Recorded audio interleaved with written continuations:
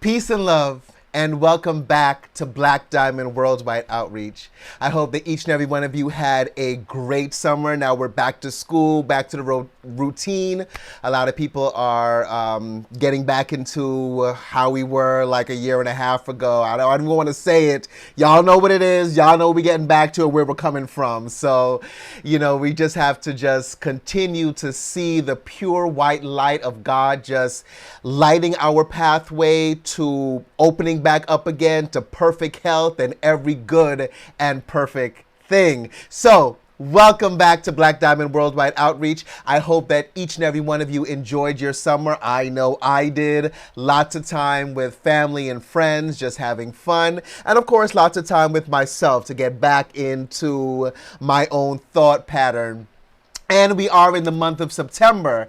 When I was a kid, maybe about like 5 years old, I started to do that. But I started saying we're in the burrs, right?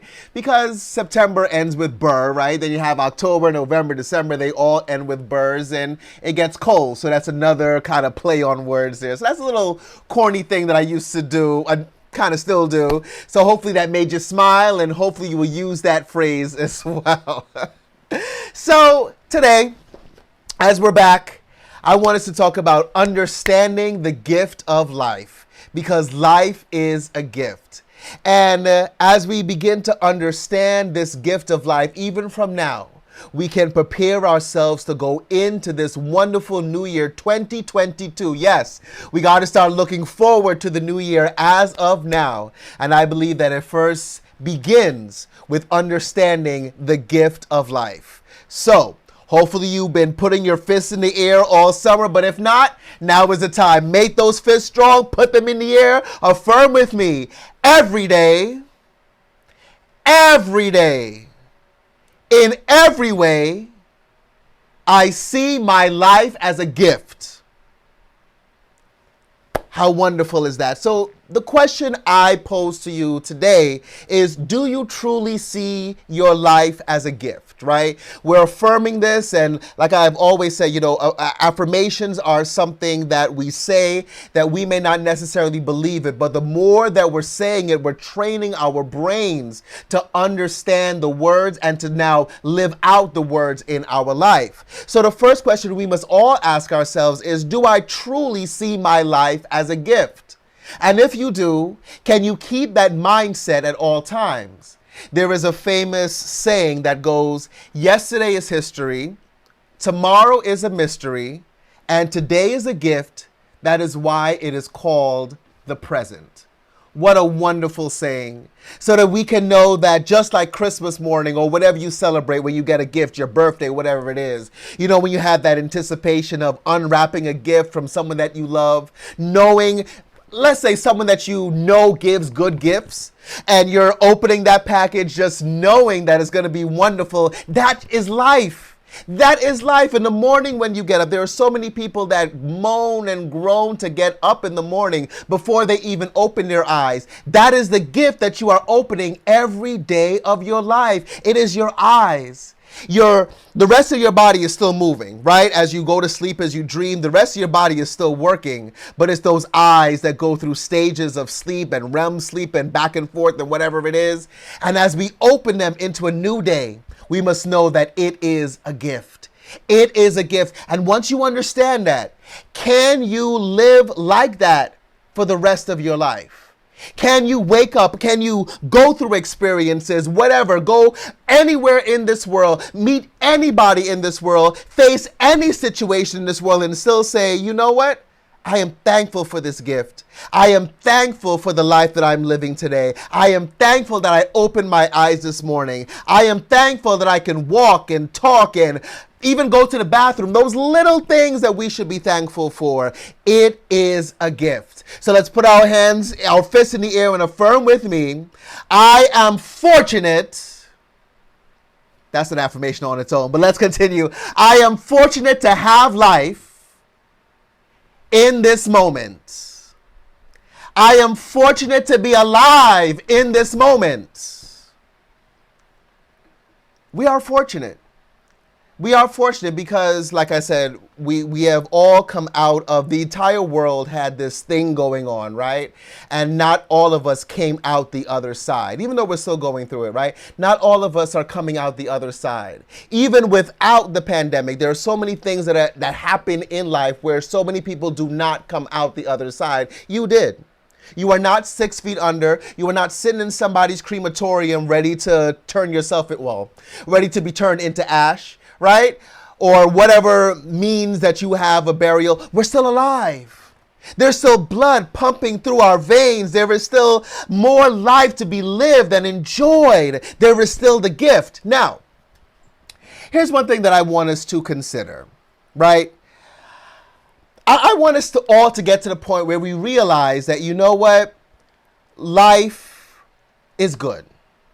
When people hear the gift of life, it's like when you give people a free association test, right? And you say gift. Most people would respond with curse. We must live life without duality, or without even the expectation of duality. Why must life express duality? In other words, why must the gift come with a curse? Right? We must dismantle our belief in duality because it is holding us back. There are so many people, I remember a show back in the day called The Facts of Life, right? And it started out the theme song, if you guys know it. You take the good, you take the bad, you take them both, and there you have the facts of life. Why does that have to be a fact of life?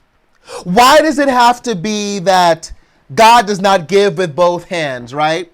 That we're always waiting for the other shoe to drop. Nothing is really set in stone. Nothing is good. Or if it's good, we're waiting for the bad. We're waiting for someone to come and tell us that, you know what, this is not true. We say, like, it's too good to be true. Or when we even have this consciousness where we're saying that, you know what, yes, things are wonderful. Things are great. There is no drama in my life. People look at you like, oh, you can't always live like that. Why not? Why can that not be the default for our lives?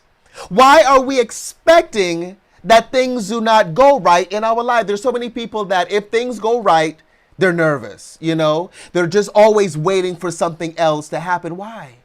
We need to discover that in our life, right? We need to come to the realization of, why am I always looking for something bad? Why am I always looking for something to happen?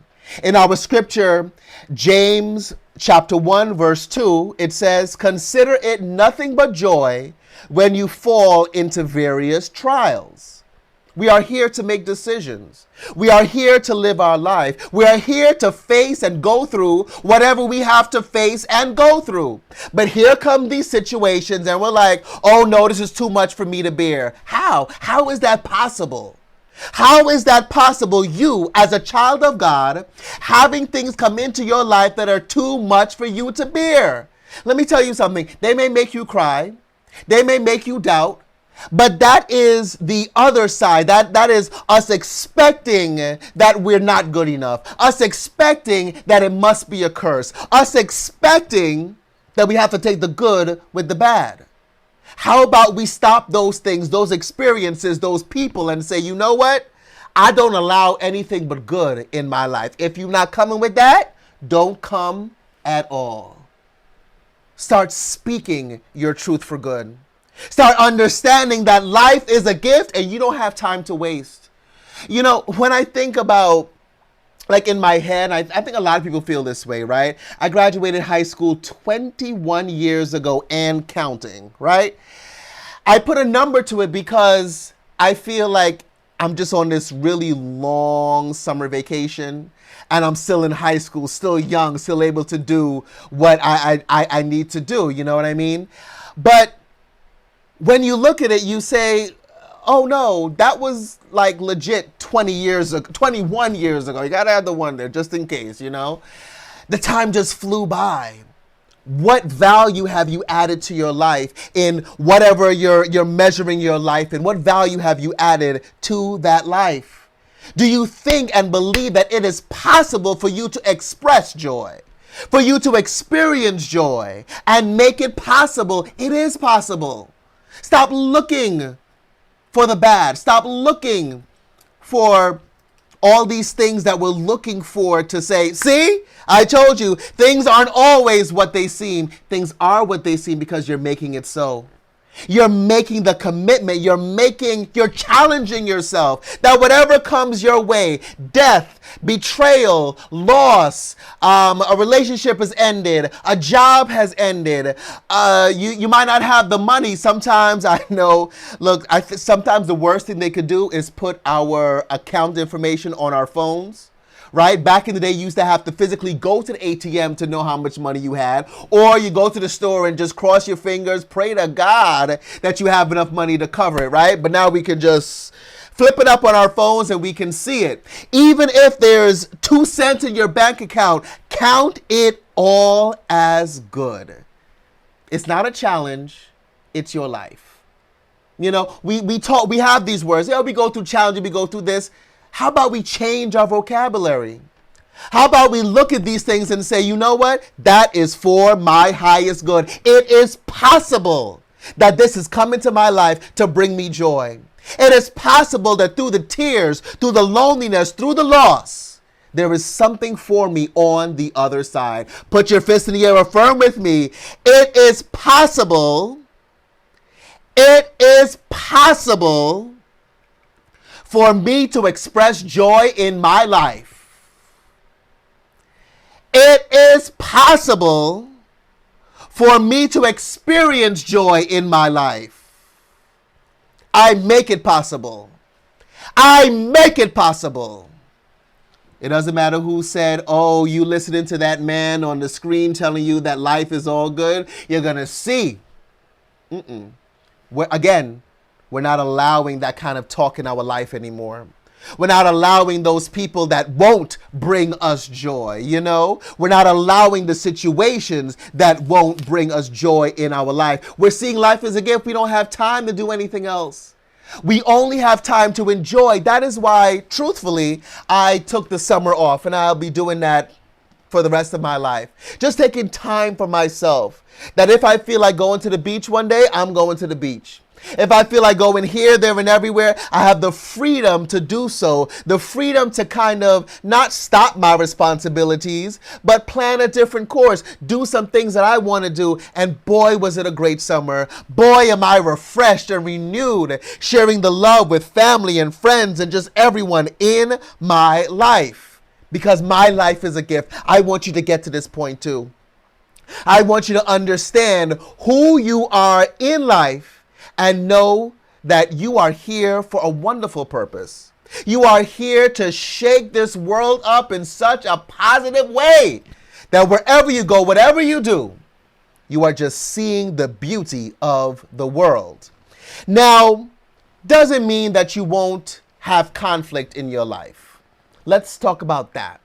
It does not mean that you'll have all these experiences where you'll feel totally comfortable with them. But it's about your perception. It's about your perception of that situation, how you allow it to be trapped in your mind, how you allow it to express in your body. And people talk about resilience, right? I have, my family always tells me, oh, you're so resilient. If one thing fails, you know that something else is coming. You're always resilient. Okay, that's cool. I'll take that. But here's what I had to realize, right? When people were saying that I'm resilient, right, especially like after a relationship ends, right? I'm the type of person, if a relationship ends for me, I'm like, it just wasn't to be. You're clearing the way for the right person to come into my life because obviously you weren't it, right? But it took me a while to get to that point. Therapy, I'm going to admit that right now. Thank God I had someone that I can talk to and, still can talk to, right? But here's what I realized. In the resiliency that I knew I had in me, and people were telling me, oh, you're so resilient, you can overcome anything. I'm like, yeah, I'm resilient, I can overcome anything. But there were those moments, those lonely moments where you stop and you say, I really am feeling some type of way. There are feelings going on in my body toward this situation. But because you don't want people in your business, because I'm talking to myself, because you don't want people in your business, Because you don't want people to say, oh, you know what happened to them and all this stuff, because you just don't want that stigma that comes with these depressing moments and things like that. You hide yourself from the rest of the world. When you're alone, you cry, you weep, you hit things, and you're so depressed. But when you're outside, since you don't want people to know you're depressed, you don't want people to say, maybe you should seek counseling. You don't want people to say, is everything okay, and treat you like a mental case, a hospital case. You hide yourself. And that's what I had to realize that I was doing. I was not really being resilient. I was being phony. How many of us can say that for ourselves truthfully? That it's not what the perception that we're giving to people that, oh, I'm good, I'm strong, I'm wonderful. Tell the truth about yourself. But here's the thing. Here's why, right? Because we should never doubt our resiliency, but we should never downplay our trauma. Think about that.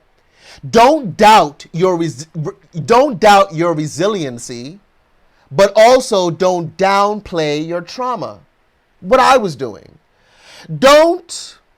Again, these things are going to come into our lives, right? These situations and things like that. Don't doubt that you will never get over it.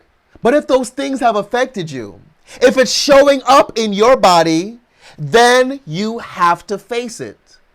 And the thing is that facing trauma, we're getting back to that word again, facing trauma is difficult because it brings up the feelings of the past, right? Not only the feeling that we felt when we were going through it, but now we've had time to let it marinate, And what happens when you marinate a steak or chicken or whatever it is? It goes into the meat. It becomes almost the meat that it's marinating in. The same thing with our lives.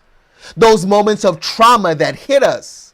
Now we have time to let it soak in. All the things we should have done, could have done, would have done, could have done. All these things in our life, it brings on those extra feelings. And then we're in the trauma. First, let me say, we're not meant to live in trauma. It must be healed. We're not meant to live in trauma. We're not meant to live being resilient every day. And the thing is that people become so accustomed to the pain, so accustomed to the depression, so accustomed to putting on their face for the world and smiling and, oh, I'm good, how are you? So accustomed to it, it becomes their life. It becomes their pattern. Resiliency becomes their way of life, but it's not resiliency. It's actual trauma. It's trauma going into our body. Friends, it must be released. It must be healed. So put your fist in the air. Affirm with me, I release my trauma. Maybe even like fan it out of your life. If any trauma comes in, no. I release my trauma. I release my trauma. And I heal my life. I heal my life. This is the gift that we are given today. To heal our life, to heal our existence, to heal the things that we don't talk about.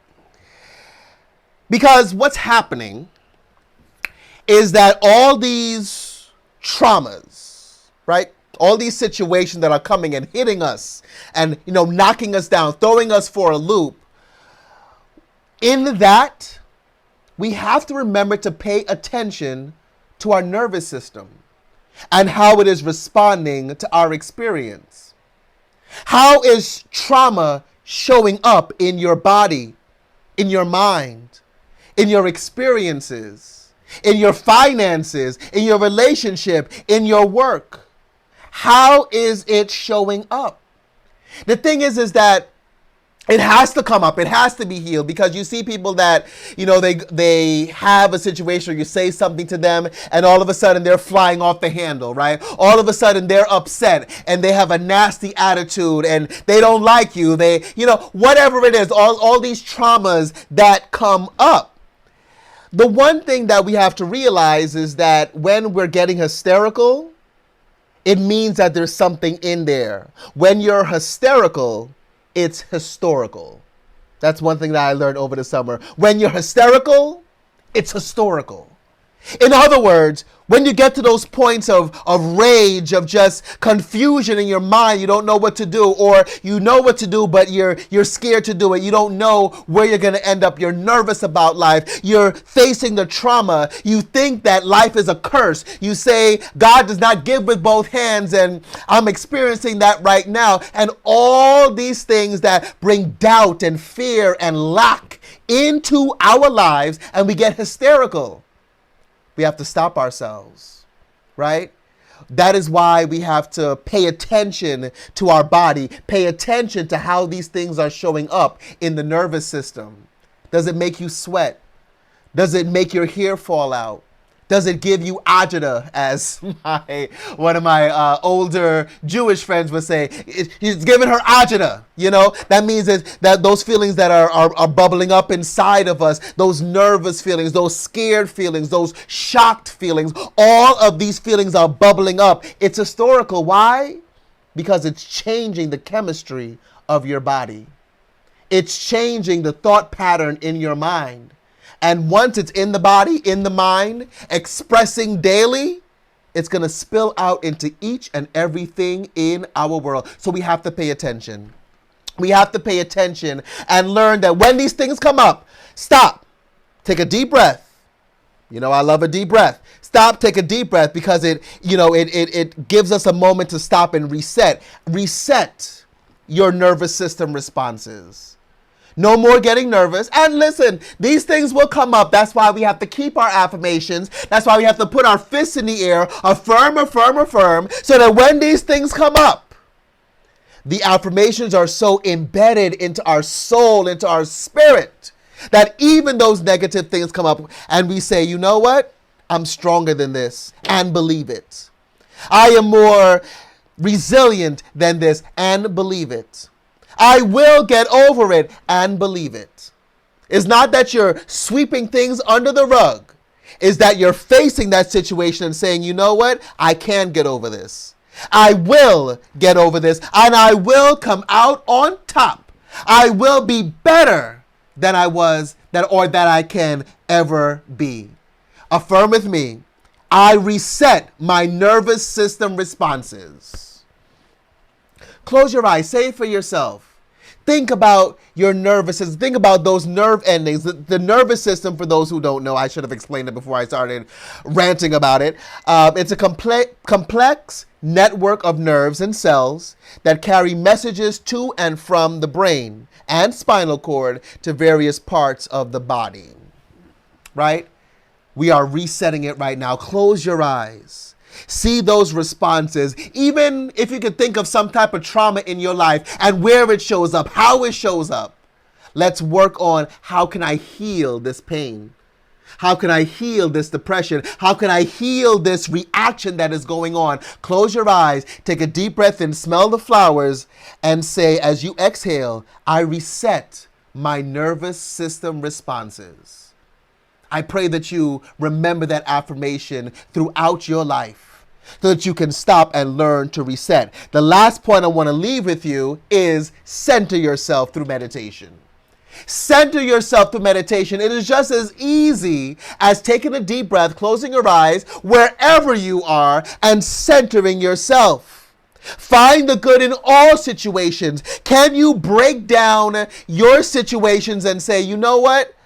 This has me all crazy, but is there something good in it? One thing I was listening to a lot of podcasts. Like I said, I've had a lot of time to spend with myself in meditation this summer. And one podcast that I enjoyed was the Laverne Cox show. And because she talks about the nervous system, that's where I got it from, right? But, you know, it's true with any psychologist. They always say you got to pay attention to your nervous system. But the one thing she asks all of her guests is, what else is true, right? With all the trauma, with all the drama, with all the things that life can throw at us and make us depressed and make us sad and make us think like, oh my God, I can't get over this. What else is true? How can we turn that situation around to say, you know what? They meant it for evil, but God meant it for good. I am creating it for good. Always ask yourself that. What else is true? And the beautiful thing about life is that these experiences are going to come. What you going to do about it? Sometimes you got to talk ghetto to those situations, right? What you going to do about it? What are you going to do about it? Here's a suggestion. Don't get bitter. Get better. Isn't that wonderful? Don't get bitter. Get better. And as you walk with this, as you walk with this mindset that, you know what, these situations come into my life to harm me. These people want me to fail. You know how DJ Khaled said, they said we couldn't overcome, but here we are overcoming, right? They said we couldn't win. They want us to win, but we're winning. They don't want you to win. Whoever they are, just know that they're coming with their drama. You don't have to accept that as your life. You don't have to accept that as your experience. You don't have to accept someone else's shortcomings, someone else's lack of thought about you. Be your life. Be resilient, but don't live in resiliency. Fix yourself right away. Stop. Take time. Just as we take time to get in other people's business, or take time to go through our phone and scroll through Instagram and Facebook and see who doing what and who ain't doing what, we could take the same time to go within to ourselves, to see what we are bitter about and how we can make it better. That's what life should be. How can I make my life better? How can I day by day understand more and more that my life is a gift? Not just because you're not buried 6 feet under, but because there's so much going on in the body. You are here for another day. Enjoy it. Live it. Fists in the air, top of your lungs, affirm with me. Every day, in every way, I am getting better and better. I love my gift of life. I understand my gift of life.